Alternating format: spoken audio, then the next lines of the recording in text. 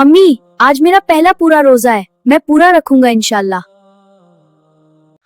भाई रोजा कैसे रखते हैं? मुझे भी सिखाओ। क्या मैं भी रोजा रख सकती हूँ? देखो, रोजा सिर्फ भूखा प्यासा रहने का नाम नहीं, ये सब्र, शुक्र और अच्छे अखलाक सीखने का महीना है।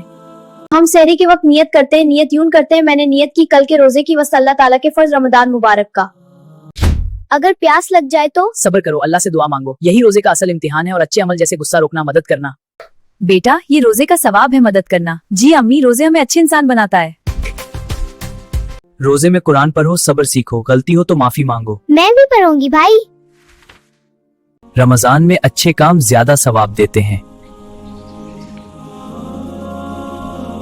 इफ्तार से पहले दुआ, अल्लाहुम्मा इन्नी लका सुम्तु व बिका आमनतु अलैका तवक्कलतु अला रिज़्क़िका अफ़्ज़ल।